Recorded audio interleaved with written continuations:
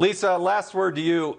If you had a moment, a salient moment to sit with Joe Biden and offer some advice, what would that advice be to the president of the United States? I mean, I would tell him he sucks and he should resign and he's ruined the country. I mean, really, and honestly, I have no respect for this man. He left Americans behind in Afghanistan. He's intentionally driving up gas prices. He's doing as much intentional harm to this country as he possibly could. So I would have nothing but unkind words to say for him if I'm just being perfectly honest with you. So he wouldn't want to hear it. I'm not getting an invite anytime soon, Jason.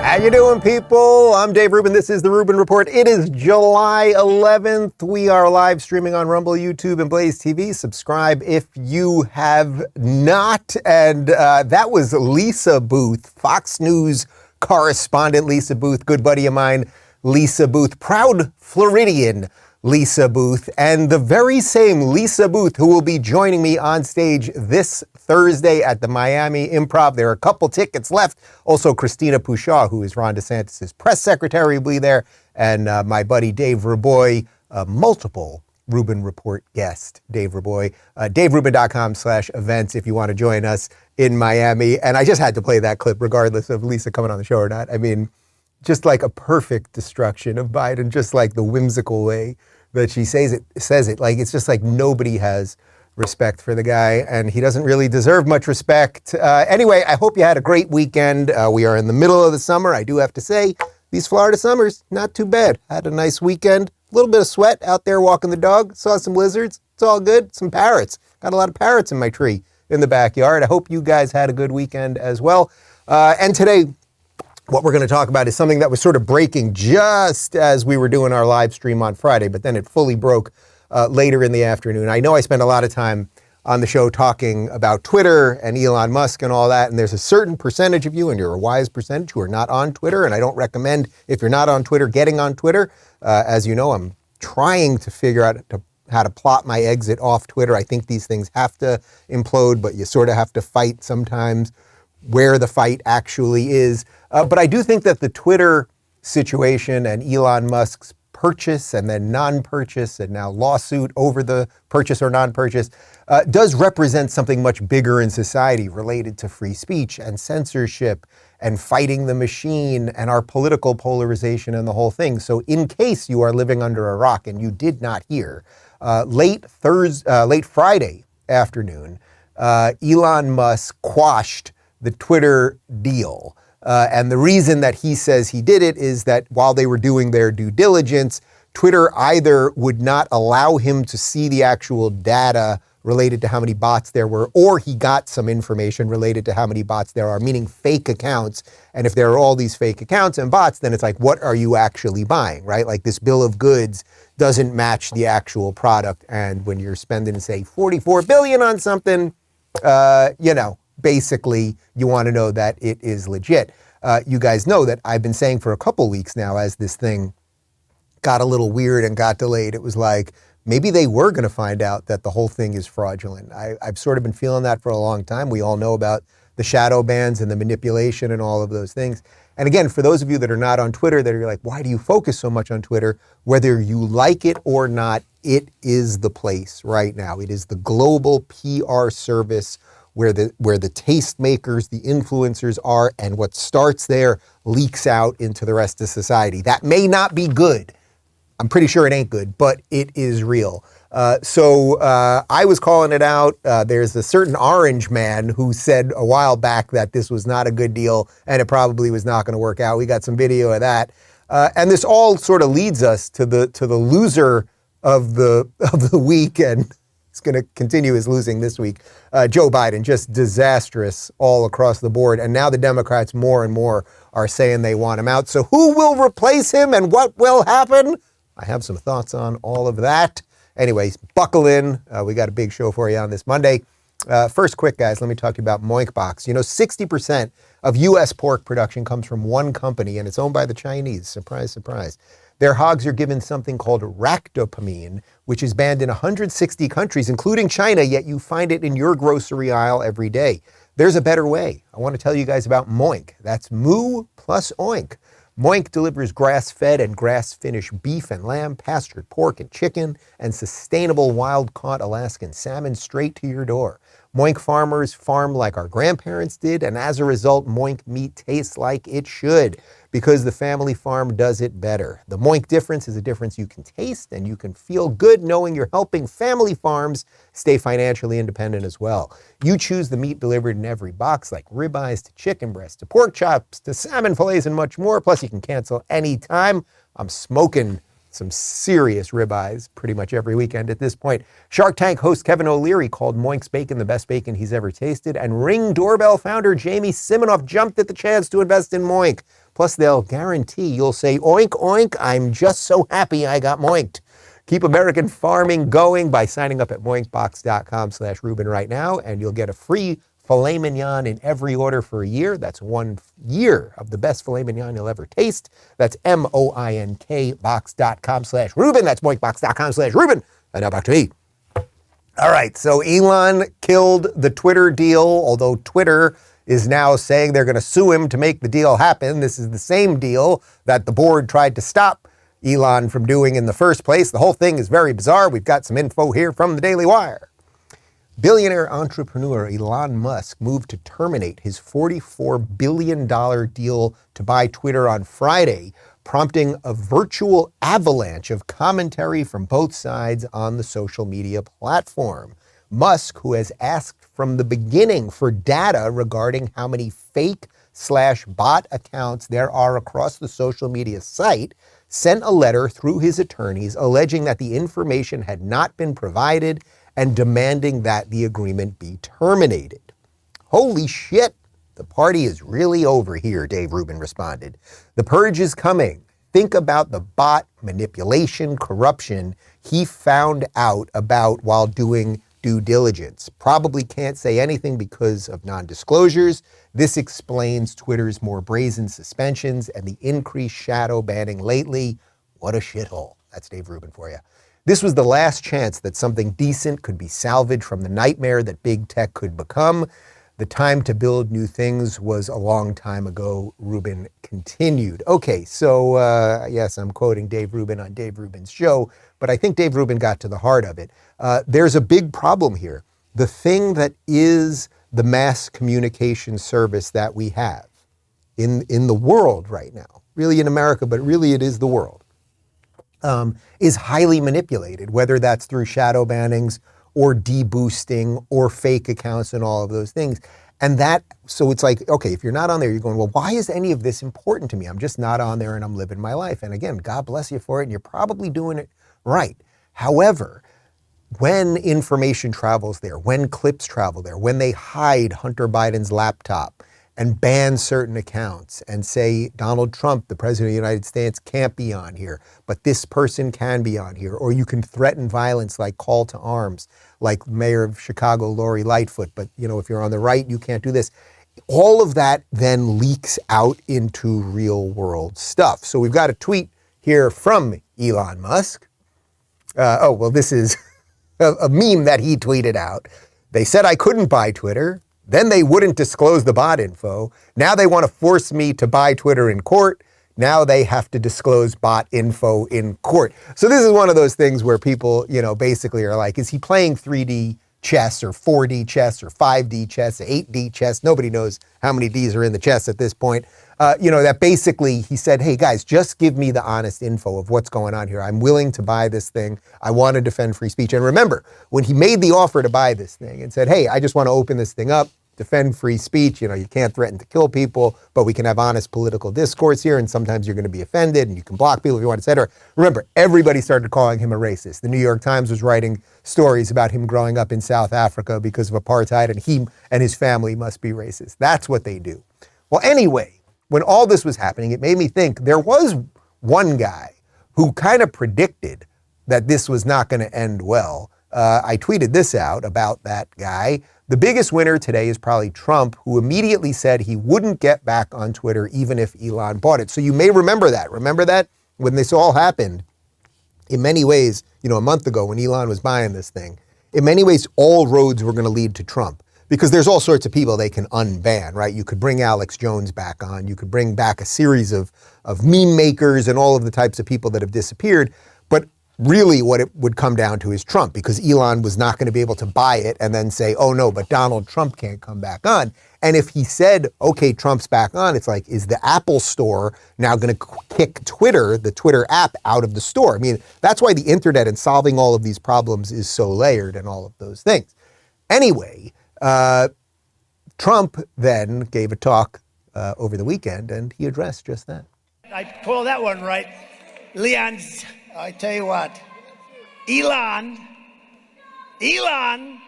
is not going to buy Twitter. Where did you hear that before? From me.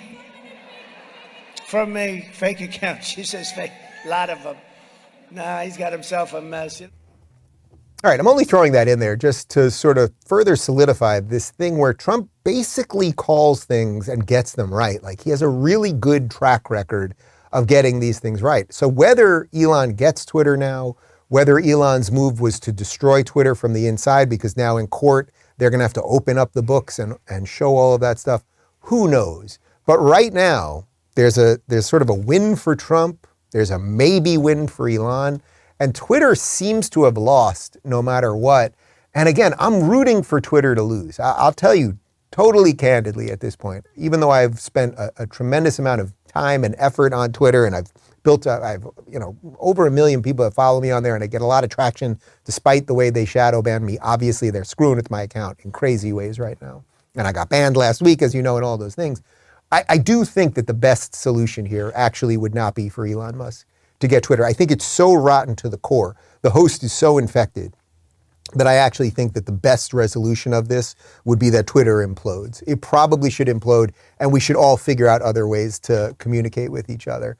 There are things such as locals. You can join other video sites instead of YouTube, like Rumble, et cetera, et cetera. So that's my feelings on that. But it all goes to this sort of winner-loser situation, because that is what's happening right now. We're in this shift where some people, they have a kind of track record of getting things right. Some people have a track record of getting things wrong. So who's kind of the biggest loser in America right now? Well, all eyes are looking at Joseph R. Biden, the elderly man pretending to be president. He is getting banged up within his own party, mainstream media, online media, et cetera, et cetera. We'll get to that in just a sec. Let's just talk about Policy Genius for a moment. You know, why get life insurance?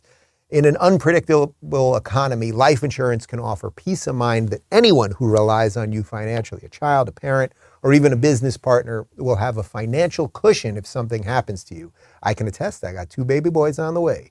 Policy Genius is an insurance comparison website that makes it easy to compare quotes from top companies like AIG and Prudential in one place to find your lowest price. You could save 50% or more on life insurance by comparing quotes with Policy Genius.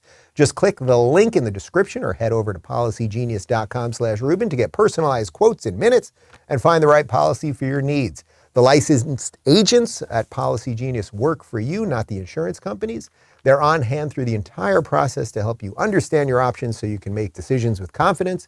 And with thousands of 5-star reviews across Google and Trustpilot, Policy Genius has options that offer coverage in as little as a week and avoid unnecessary medical exams. Head over to policygenius.com/Rubin to get your free life insurance quotes and see how much you could save. And now back to me. All right. So Biden, he's a struggling. I don't know if they're letting him know that he's struggling, but he's a struggling. Even CNN now is reporting that a lot of people know something ain't right. As members of his own party and key supporters are getting more frustrated. They're questioning if the White House can muster the urgency to deal with huge challenges, from the economy to the Supreme Court overturning Roe v. Wade. And the rattled confidence is widespread. A Monmouth poll just found 88% of Americans think the U.S. is on the wrong track. That's an all-time low. Okay, that is a crazy number. I try not to get lost in stats and polls and things like that because they can be manipulated. I generally don't trust CNN and often the polling organizations that they're using. The fact that CNN is putting that statistic up, 88% think that this country is on the wrong track. That's pretty much everybody. That includes some of the 81 million people who voted for Joe Biden. Everyone is starting to realize not only are the policies bad, across the board, the policies are bad. Bringing in the woke stuff, disaster, getting out of Afghanistan, whatever in the high hell is going on with Ukraine, inflation, gas prices, printed money, COVID nonsense, all the stuff. Not only that, but then of course, everyone's also seeing that he's crumbling, that the guy does not have the mental wherewithal to do this job. Everyone knows it. And it's like this slow motion. Truth sort of is a slow motion, or it's a time release to the mainstream media. We all see it. We all know it, right? But by the time the mainstream media really gets to it, it's like that they've just had it ingested in their system, and it takes a little while for the truth to actually get through to them. But it's not just CNN that is finally admitting that things are obviously not going well and that it has something to do with Joe Biden. Check out this tweet from the New York Times, which is pure leftist trash. As President Biden insists he plans to run for a second term, his age has increasingly become an uncomfortable issue for him and his party. Polls show many Americans consider him too old, and some Democratic strategists do not think he should run again. Now, what's interesting is the way they're framing that. First, as I said, I'm somewhat impressed that the New York Times is actually touching anything that has to do with reality. That's pretty good, and we should give them credit for that. The issue here is not straight up Joe Biden's age. You can be into your 80s and really, really sharp. It's probably not an age you want to be president of the United States. You probably generally want someone maybe in their, I would say 40s, 50s, 60s, probably ideal in terms of full physical health, mental acumen, and the whole thing. But that is not to say you can't be much older and seriously mentally sharp. Watch my interview with Thomas Sowell from 2 or 3 years ago, as I think he was 89 years old. You can be pretty old and pretty sharp at the same time. The problem is that Joe Biden is not sharp. The problem is that Joe Biden has shown considerable decline in, let's say, the last 4 years, but really, really significant decline in the year and a half. It's only been a year and a half that this clown has been president. So it's been bad. Here's a headline from the New York Times. We showed you a tweet a moment ago. Here's a headline from the New York Times. Most Democrats don't want Biden in 2024, new poll shows. With the country gripped by a pervasive sense of pessimism, the president is hemorrhaging support. Now, this is why I keep telling you guys, they're done with Biden. Biden may not realize it, but they are done with him. They don't let him hold his phone. He obviously doesn't tweet himself. They are often telling him to get off stage. When he gets on stage, they tell him exactly what to say. We'll have more on that in just a sec. The machine used old Joe Biden to push through this progressive nonsense, but they're almost done with him. And my hope is that the lies of pretending that they were for him, that pretending that he's okay, my hope is it will take everybody out around him. That would be the way we get out of this.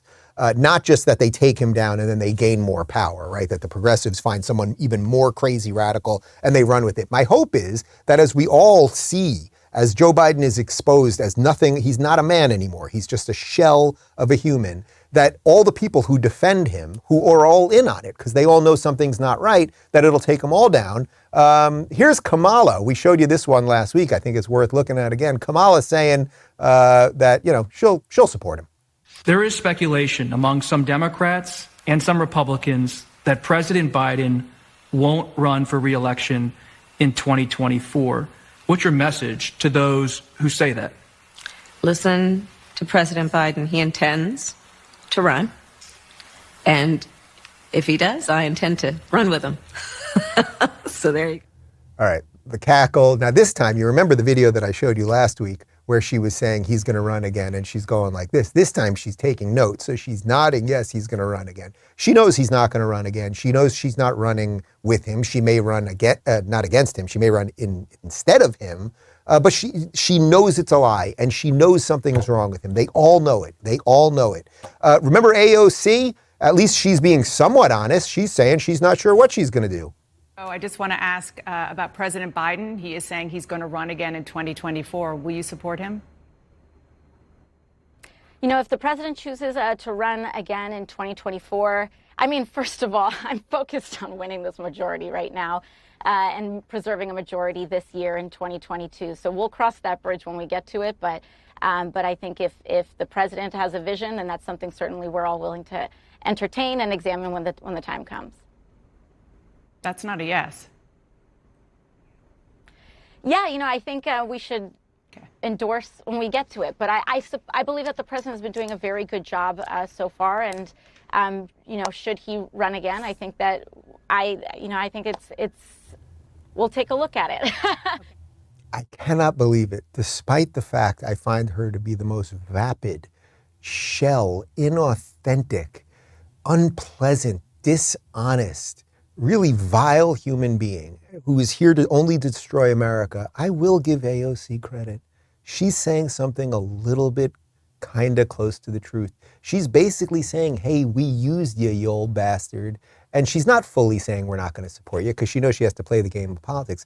But the way she's laughing, and we'll get to the decision, all that, she knows she doesn't want Biden. She wants a true radical socialist communist, someone probably even worse than her. And we'll get to who that person might be in a few minutes. But I'll give her credit for saying something kind of honest, as opposed to Kamala, who's pretending that Joe Biden is going to run again. And speaking of pretending that Joe Biden is going to run again, here's Gay Pete. Do you expect President Biden to run for re-election in 24? And if not, will you run?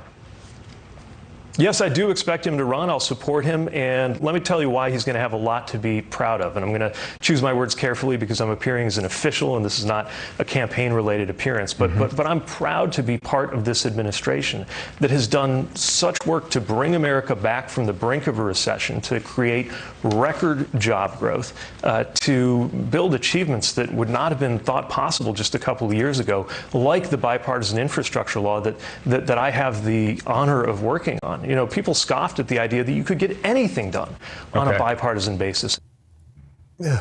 Pete he's just such an inauthentic nothing. I always describe him, he's just a suit. He's just a suit that they put a generic guy in who would say all the generic stuff.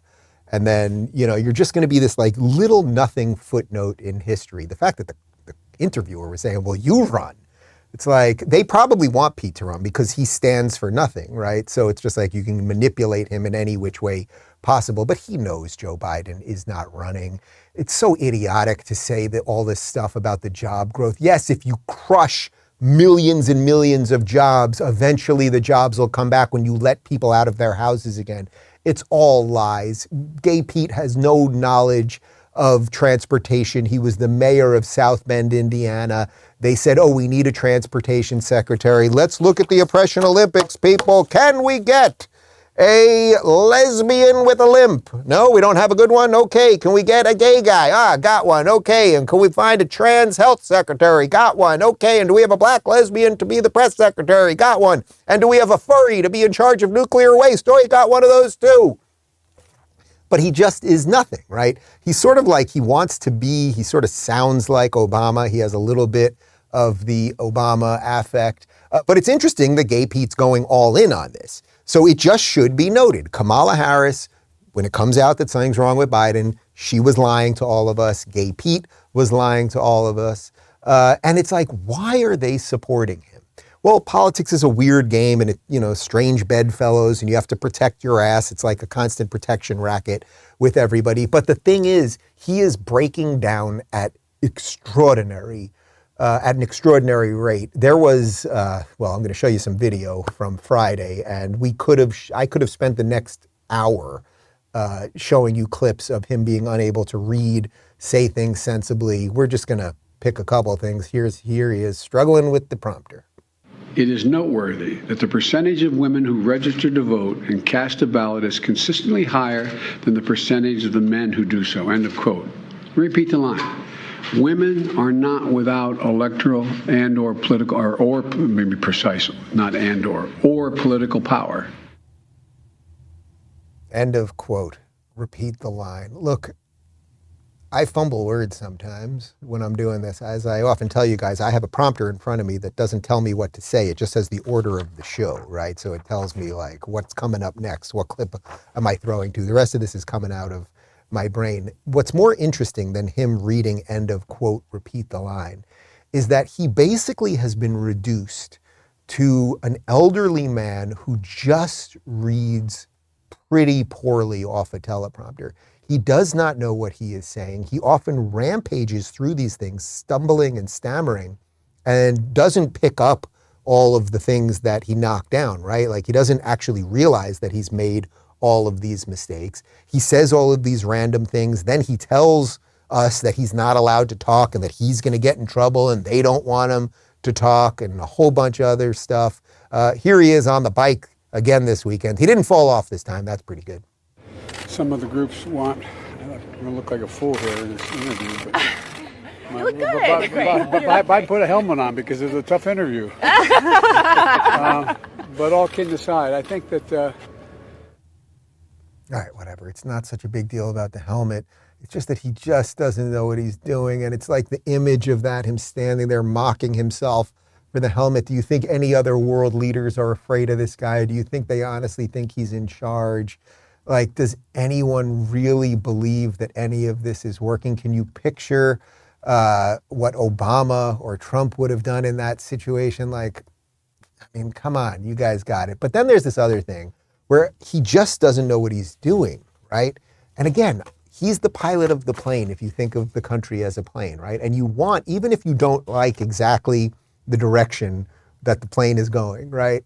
You want to land there, but they want to go this way. You roughly want the plane to land. You don't want the plane to burst into flames midair. You don't want the plane to go down into the ditch. So I would like things to be better here. Here's a couple images that we got from Twitter. This is from RNC Research.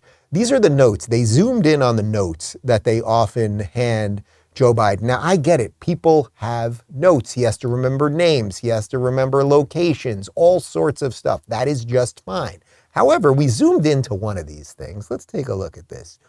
You enter the Roosevelt room and say hello to participants. You take your seat.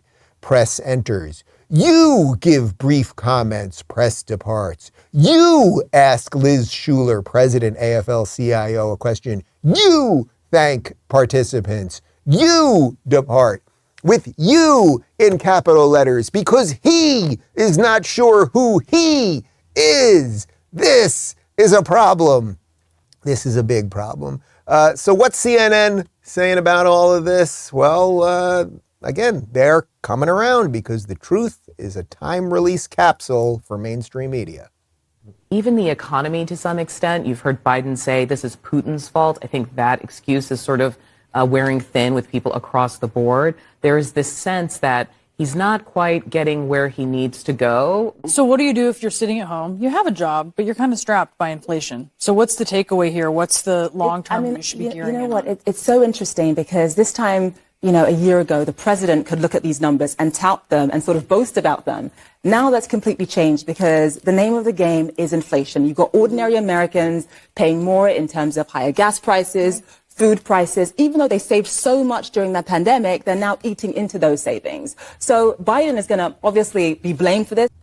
So what's super interesting about this is you guys know that this is all on Biden. Like, you don't have to be a wizard to remember that in the 4 years under the Orange Man, the economy was going bananas in a good banana sense. It was a good bunch of bananas, okay? Things were great. Black and Latino unemployment was at an all-time low. Obviously, COVID and lockdowns and all of that mangled that. But the basic structure of the economy, the basic idea of lowering taxes, unleashing competition and businesses, getting businesses to return to America, all of those things, it was all working. It really was all working. You may not have liked Donald Trump's skin color, and you may not have liked his hair and some of the way he spoke in the tweets, but that is a fact. Then we elect this human corpse who doesn't really stand for anything other than he's been in government for 47 years, obviously never really made anything happen, otherwise things would be better and there would be no use for him to be president. Obviously, his candidacy in many ways was a complete exposure of the fact that Obama didn't do a great job when it came to anything. Systemic racism, the economy, blah, blah, blah, because that ushered in Trump. So then why'd we bring in Biden to fix it? Doesn't make any sense.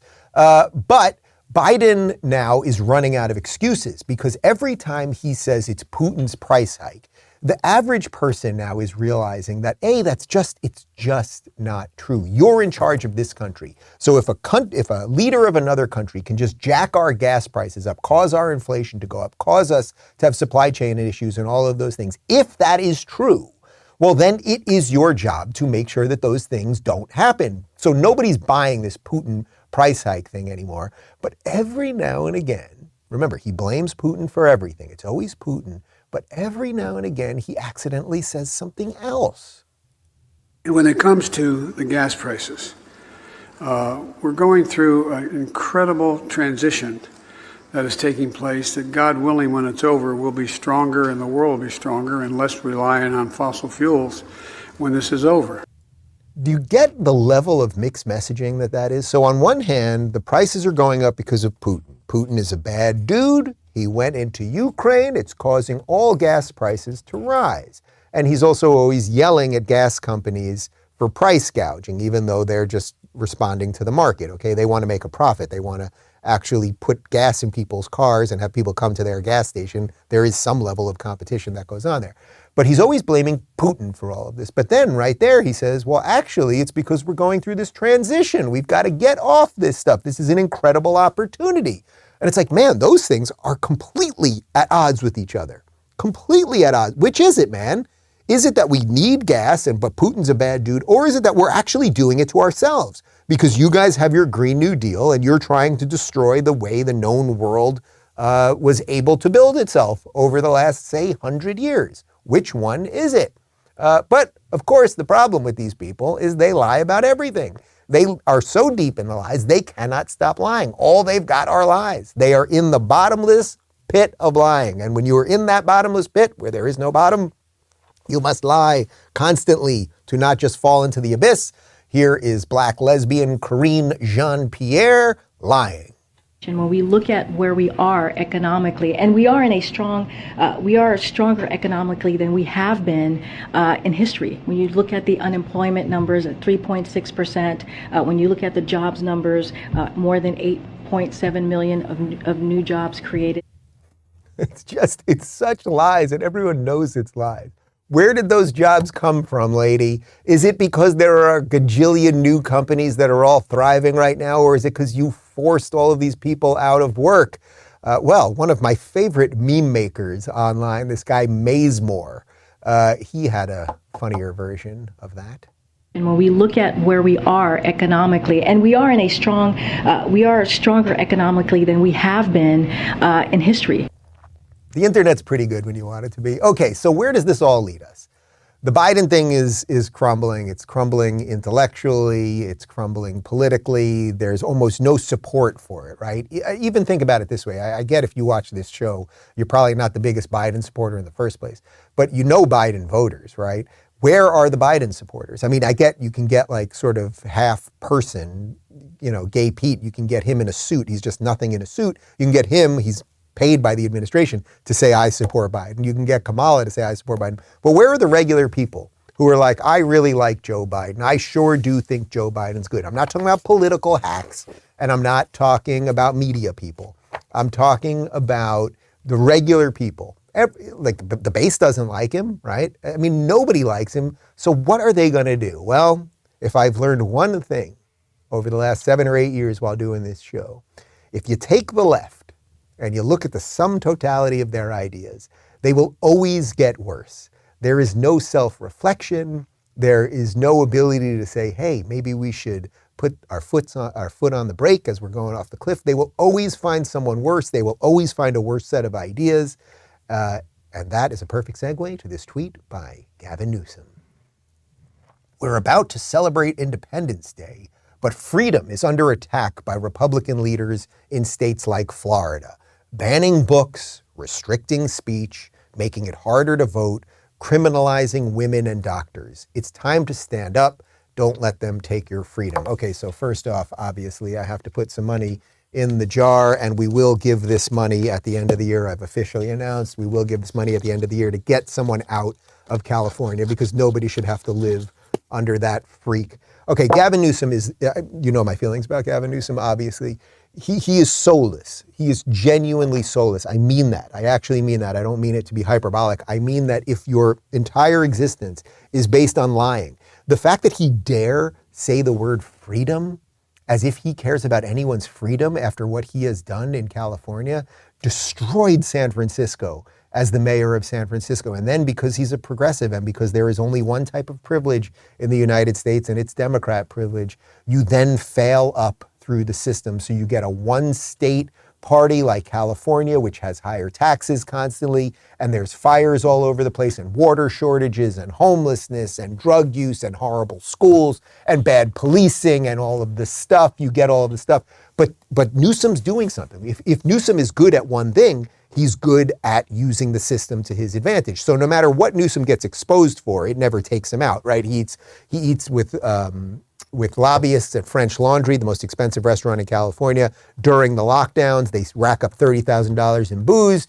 Doesn't matter. It's like you just get away with it. Right now, he's vacationing in Montana, which is supposedly an anti-gay state that he has banned California from doing any official business with, but he can go there and do his thing there. There's no hypocrisy that would ever get him to look in the mirror. This is his driving force. The hypocrisy, the abuse, the elitism, it is all part of what is driving him. And he realizes, so this is where I'll give him credit. He realizes Biden's done. Biden is gone.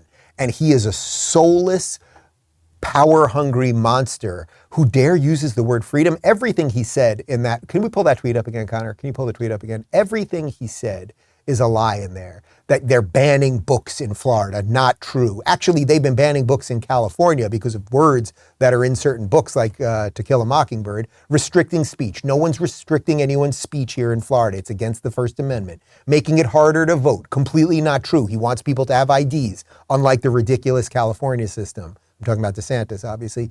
Criminalizing women and doctors, obviously not. Obviously not. Florida actually has a very, I would say, moderate policy on abortion that was just passed by Governor Ron DeSantis and their Republican legislature, which went into effect, I think it goes into effect this week, maybe it was last week, 15 weeks, 3.5 months. That is as freaking moderate compromising as you can get. Most people in America are there. They're not on board with 8-month abortions like that genuine psychopath. I honestly believe that Gavin Newsom is an evil psychopath. That is my political analysis of Gavin Newsom. But why am I bringing all this up?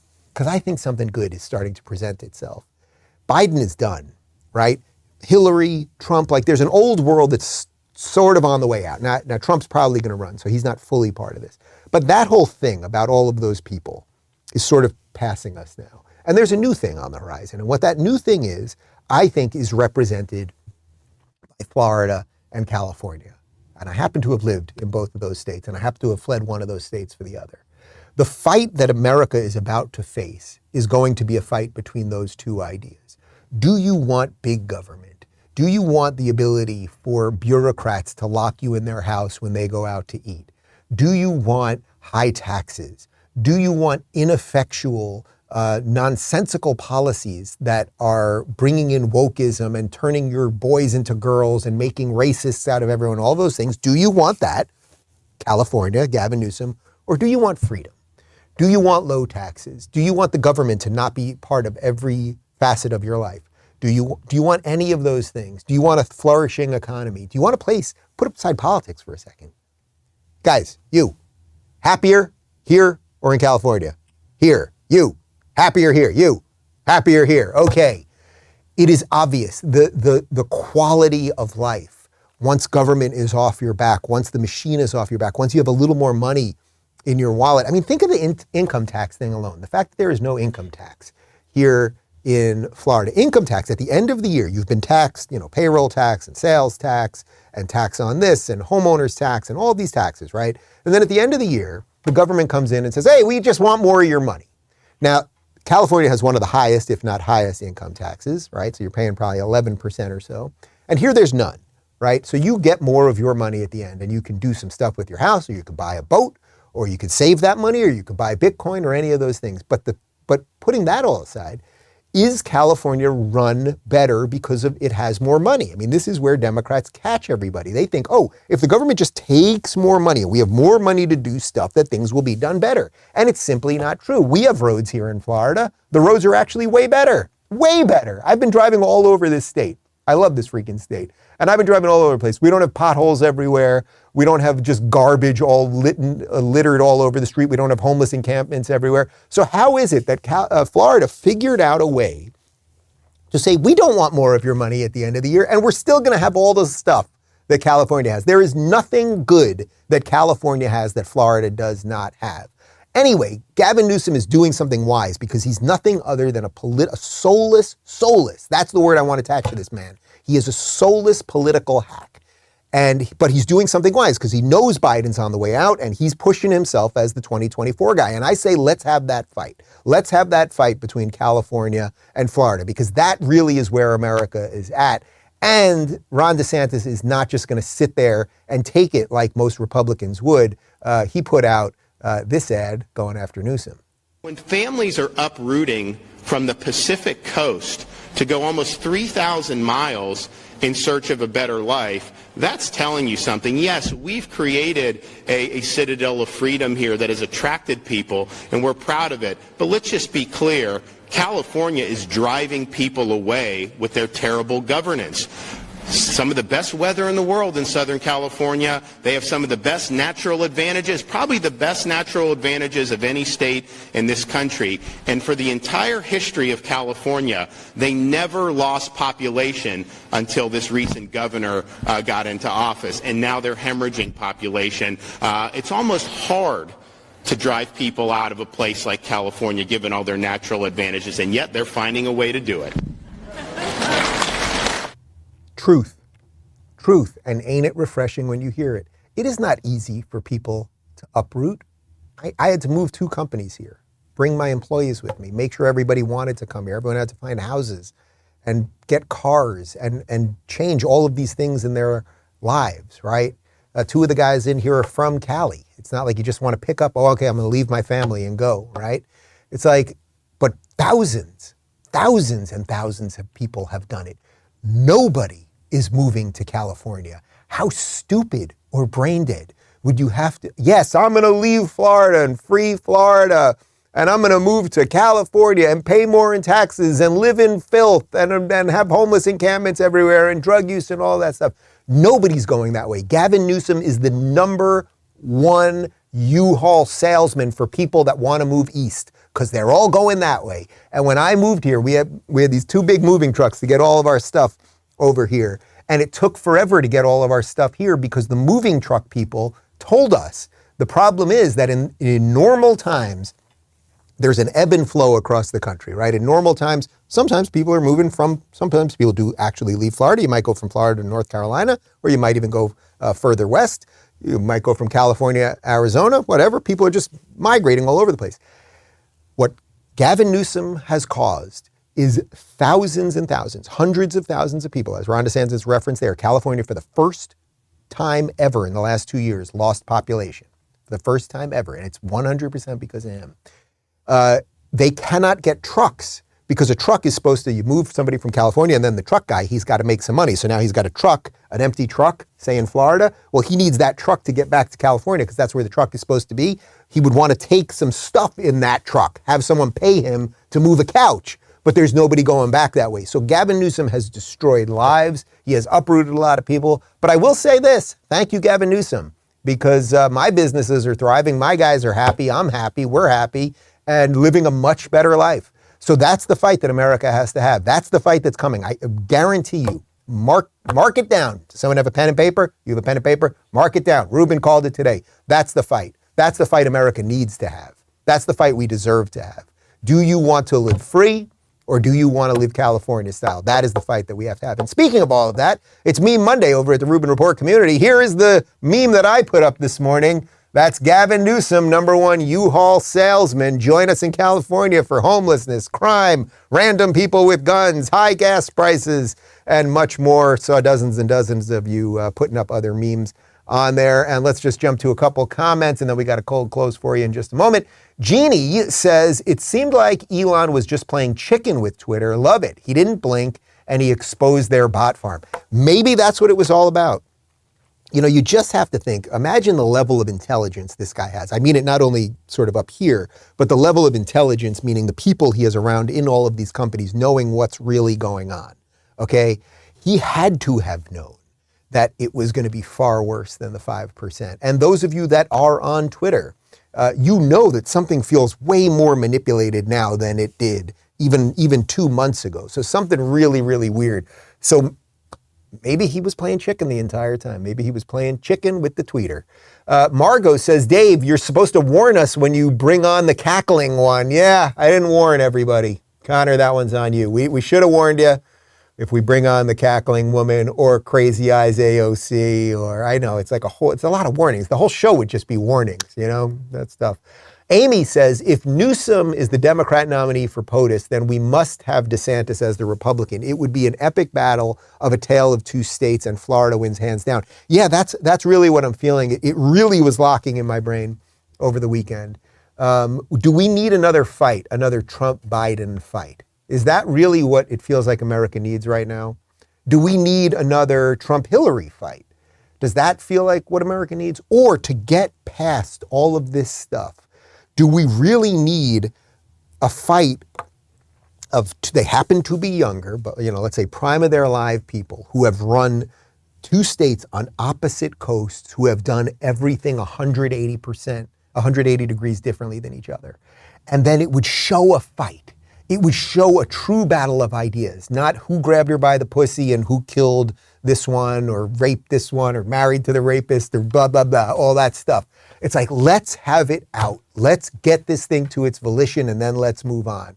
And if half the country wants Gavin Newsom in California, then may God help us all. But that's the fight that we have to have. Is that right?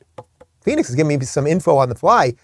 Two of the most. I thought the two most populated states in the country. They're two of the most populated. I know that. I didn't know. I thought for a second you were saying Florida was number 2. That can't be. But yes, California is a massive juggernaut. It has been run into the ground. And any of you watching from California, and I know we've got a lot of viewers, particularly in OC, that does seem to be a bastion of sanity in California. You're welcome here in Florida. Oh, and I'm getting an update on the fly. California number 1 in population. New York number 2. Florida number 3. I did not know that. Weird, wild stuff. Guys, if you want to join me in Miami on Thursday night with Lisa Booth and with Dave Raboy and Christina Pushaw, daverubin.com/events. I think there's a couple VIP tickets left. Not totally sure on that. My full interview with Bill O'Reilly is up right now. And I leave you on this Monday with a cold close. See you tomorrow. I know you guys are always excited to hear what I got to say. I don't have anything to preview for you at this time. I don't have anything to share right now, so I'm not going to get ahead of the president on that. I don't have anything to share on that either, but I don't have any updates on that. As soon as we have something, we will share that. Can't speak to anything more besides, we would refer you to the IRS on that specific thing. So look, again, I don't have anything to preview or announce at this time. I just don't have anything to read out. I can't speak to that from here. I'm not going to get ahead of the president. I actually don't have anything for you. I'm not going to get ahead of the president's decision. I'm not going to speak to it. I don't have anything for you at this time to preview. I don't have anything for you to for you. Again, I don't have anything to share with you. I don't have anything else to read out, and I just don't have anything to share at this time. I don't have anything to share. I'm not going to negotiate from here. I'm not going to give a deadline from here. I don't have an executive order, executive action to speak to. So I don't have any, we don't have any calls to read out. I don't have more to share. I don't have anything for you to for you. I just don't have anything for you to share at this time. I don't have a call to preview for you. We just don't have more to share. I don't have any calls to preview at this time. I just don't have anything to share. I mean, that's a hypothetical that I can't really speak to. I cannot speak to that particular vacancy. I'm not gonna go on to litmus test. So I don't have anything to share. All I can tell you is that we don't normally speak on vacancies. I cannot speak to any discussions that are happening. I don't have anything to preview for you at this time. I just cannot speak to that from here. I just don't have anything to say. I'm not going to get ahead of what those actions are going to be. We just don't have anything to share. I just don't have a call to preview at this time. But I don't have anything to share. So I don't have anything specifically on the VA. Yeah, so we don't have anything clearly right now at this time.